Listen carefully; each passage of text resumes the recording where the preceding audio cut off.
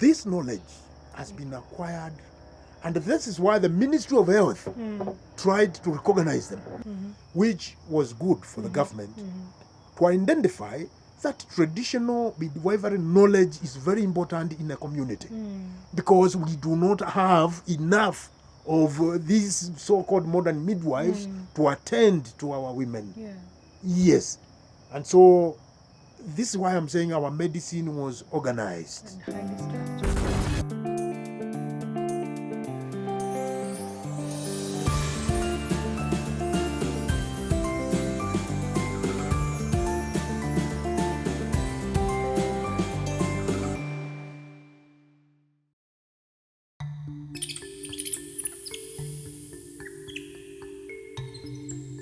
I want you to talk to me about the Akamba people, the people of Akamba. Yeah. From I think where we believe we came from. And Yes, I have. If you go to my channel, you will see the Akamba Cultural Center and Museum YouTube channel.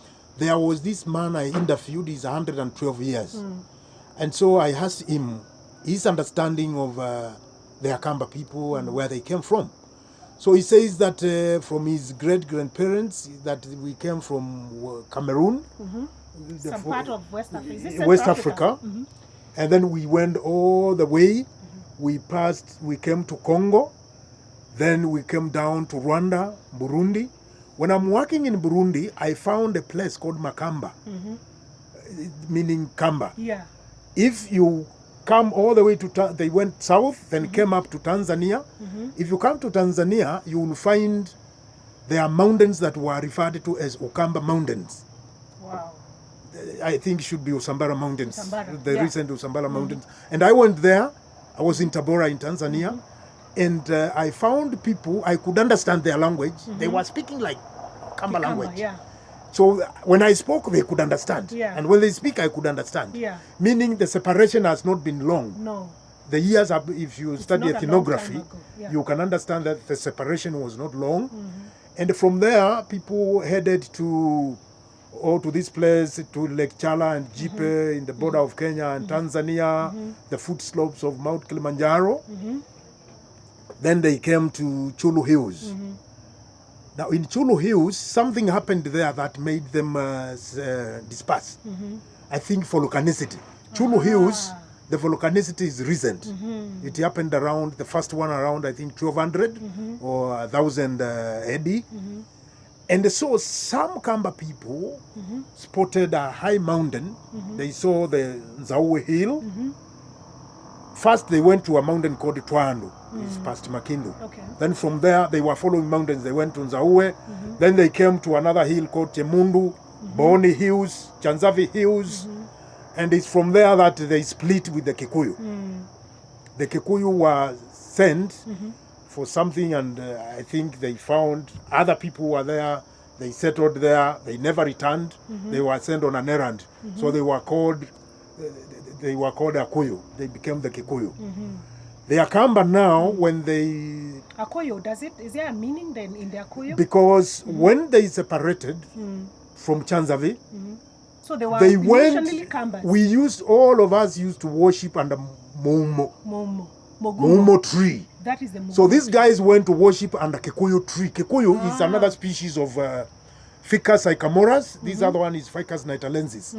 So they were called Akuyu because of worshipping under the Mokoyo tree. Yeah. But they were later to revert to Mungumo. So the name stuck. Okay. Now the other Kambas were called Mavikelambua, or those who follow the rain. Yeah. You know, the rain would come from the coast. Yeah. So now these nine, the Digo, the Taveta, the Taita, they followed the rain to the coast.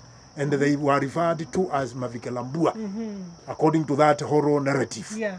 So now we spread. If you look at the culture of the Taita, the Digo, it's closely intertwined with the Kamba and the Kikuyu. We are all the same. The foods. Yeah, we are all the same. So that's how we came to be. And when they arrived in Nzauwe, they came to Chemundu. That is where they made the biggest shrine in Kambaland.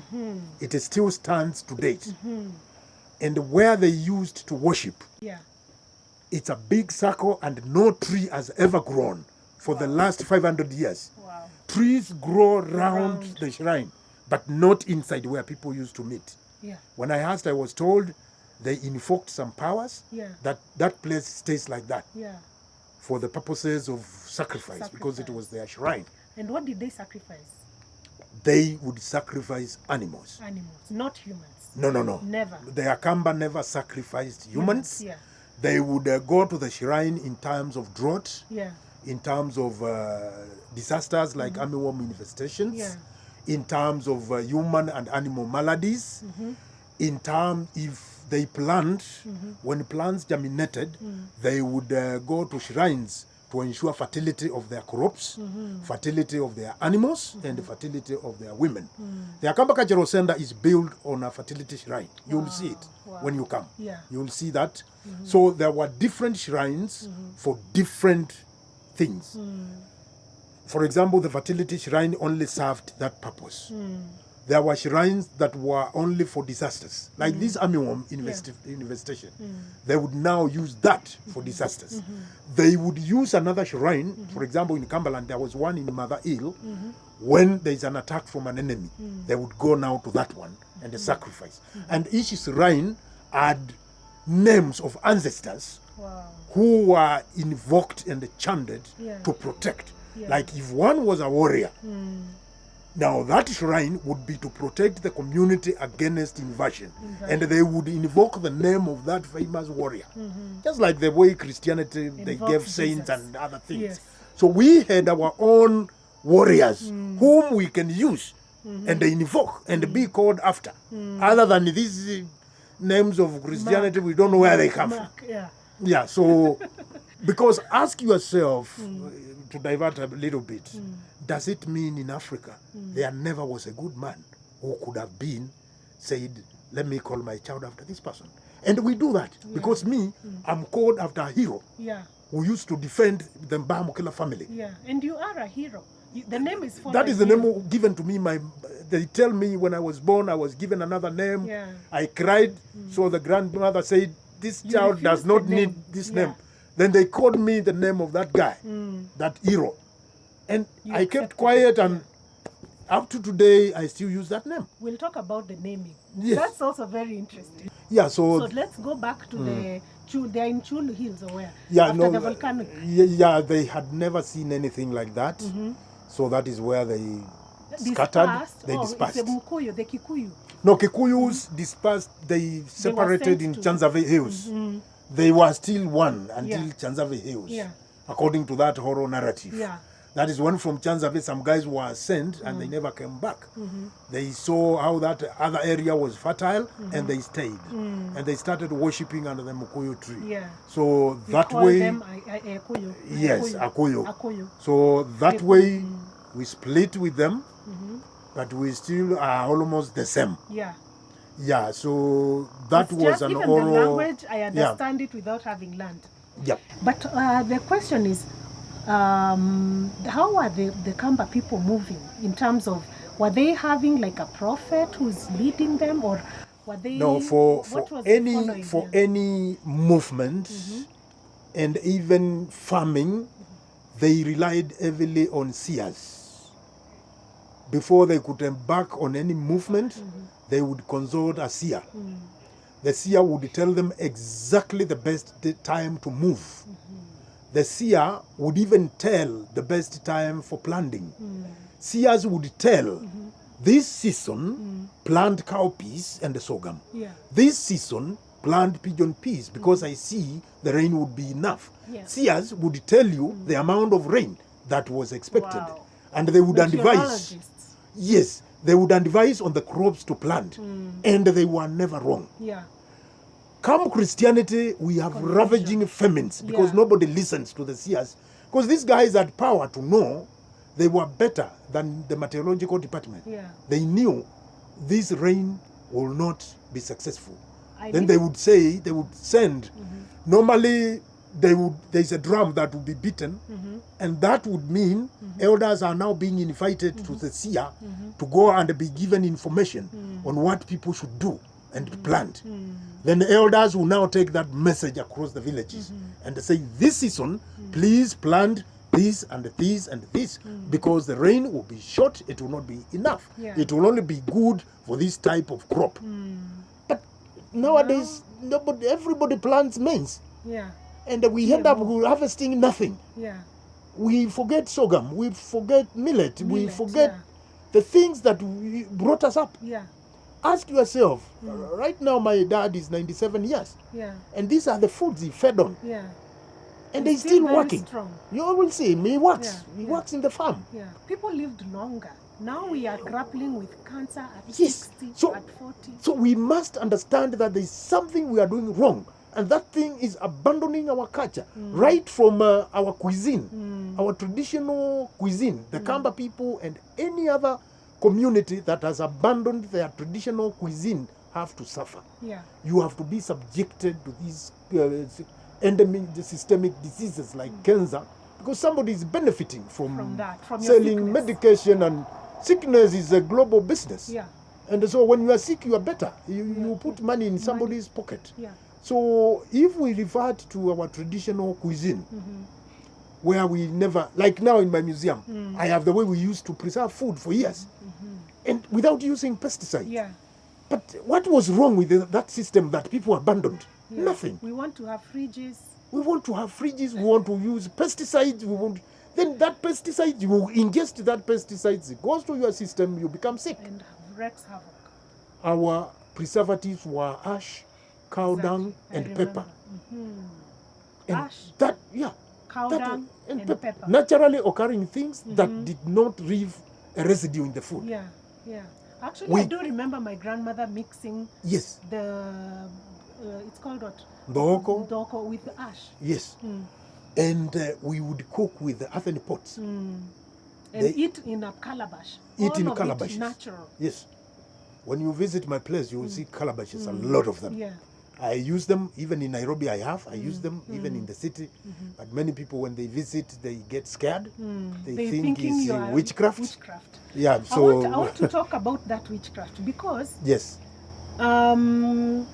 I know that these were the medicine men and women, the healers. Yes. Which we nowadays call doctors. Yes. And nurses and all that. Yes. Right? Yes. But maybe just talk to us about the medicine man and medicine woman, that facet of the just as we have different professions in medicine, we had guys who were specialists in tooth extraction.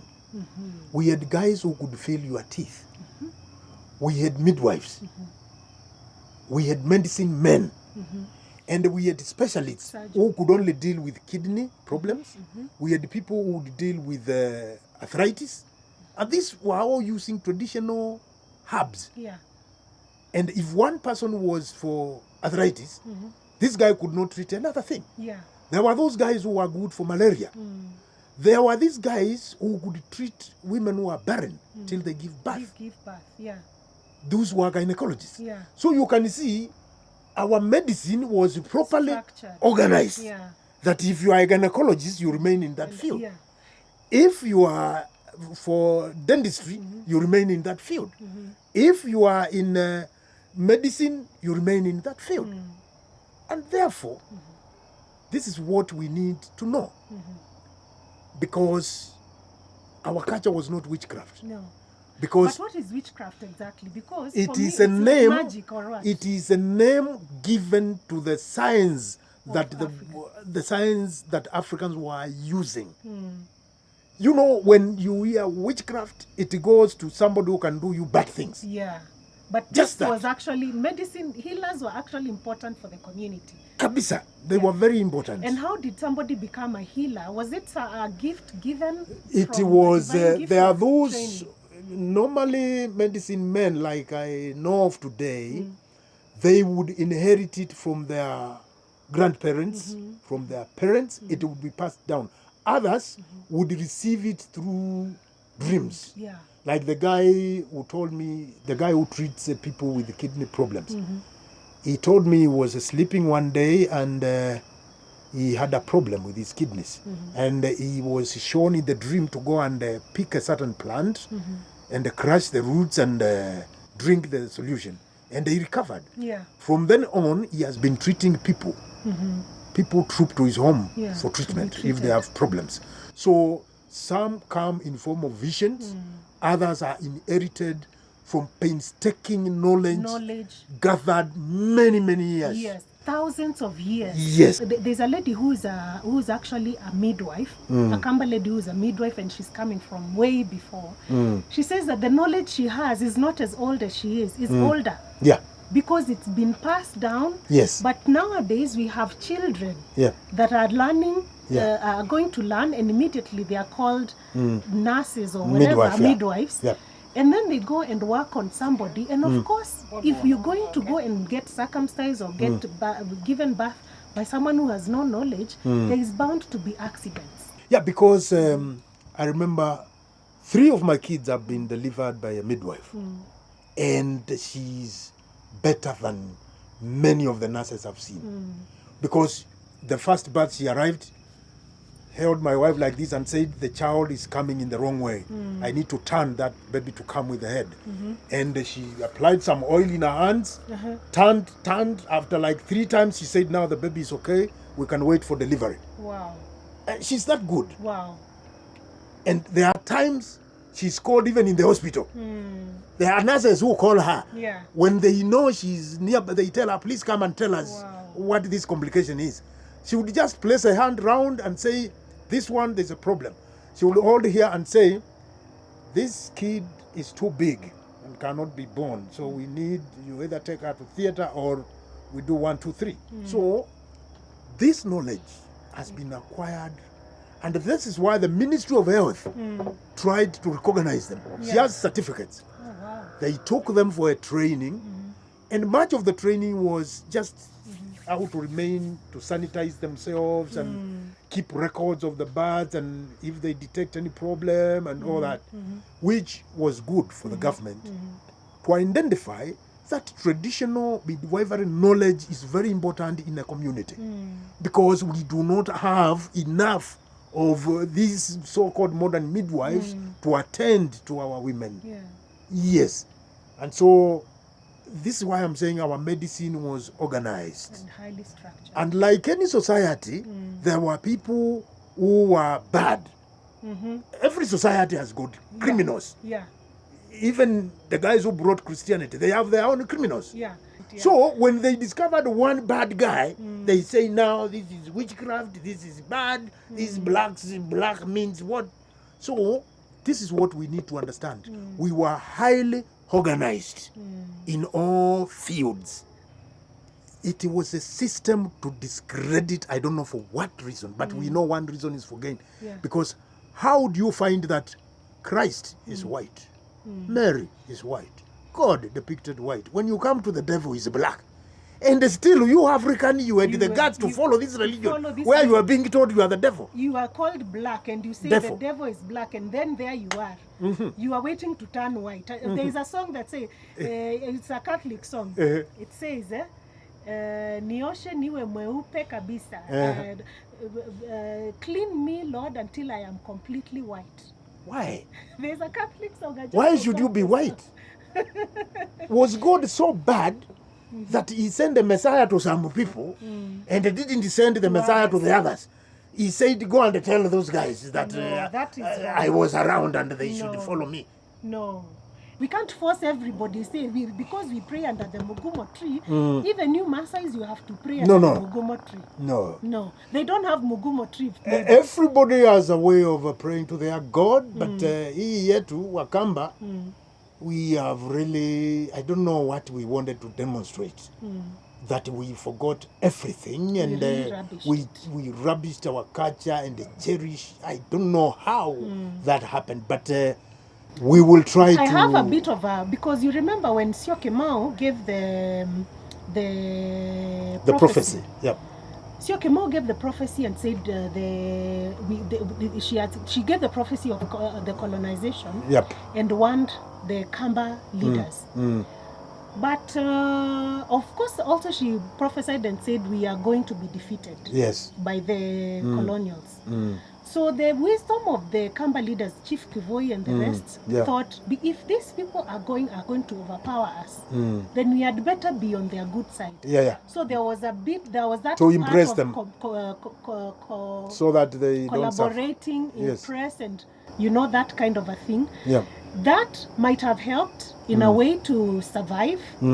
And also it helped in the diplomacy, because as the people from Mount Kenya put up war, people from the eastern province put up the, it's called what, diplomacy. And both pushed forward for independence.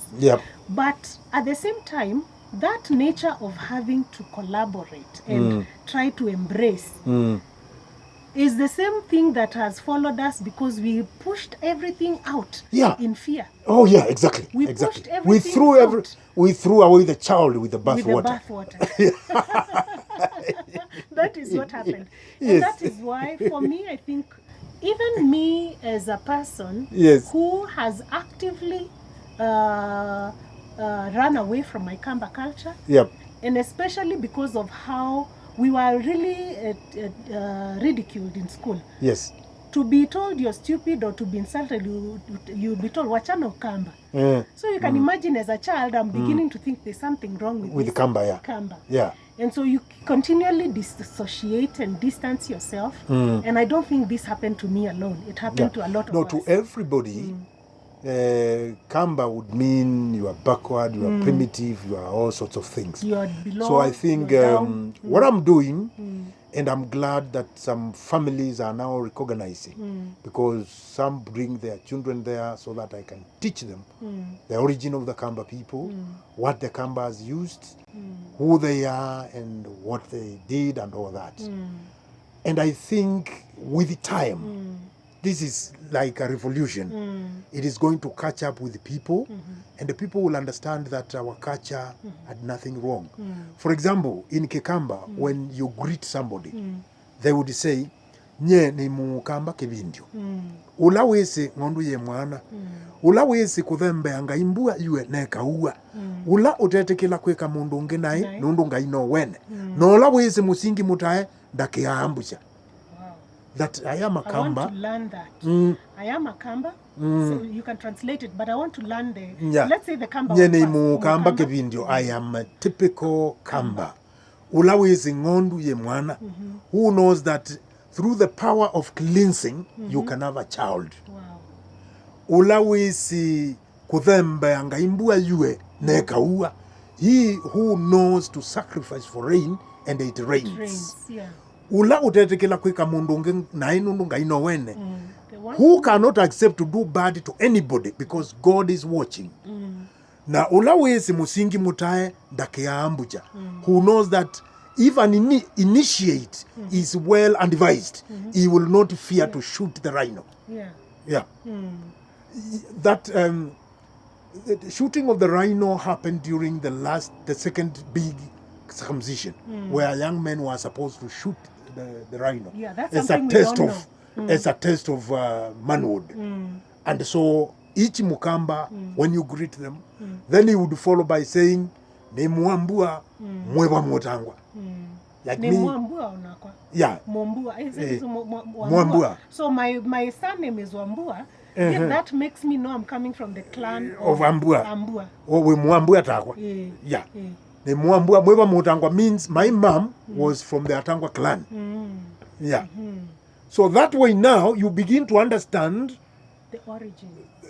Whether you are related to this person you have met. Yes. Or you can simply greet each other and say, Avambula.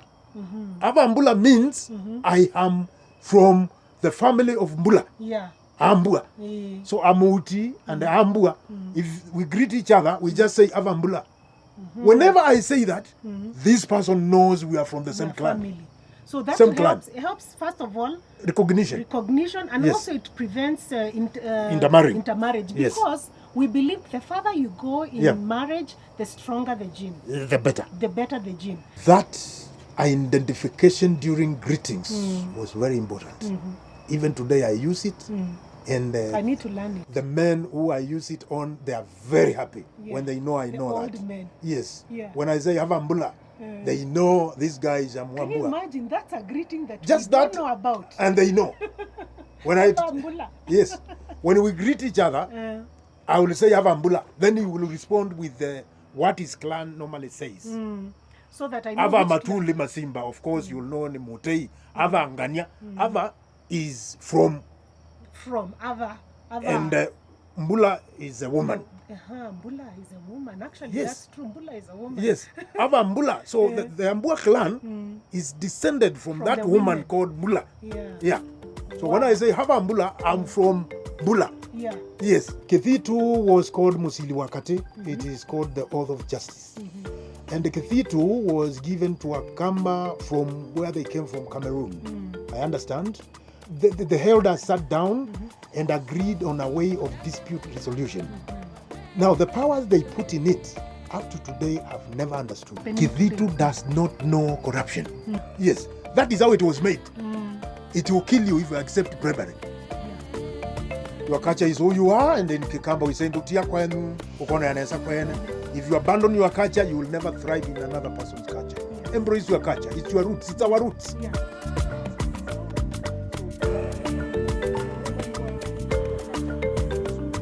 Thank you. Very much. Thank you, Mwenda. Asante sana. Mwetu wa mwaitu.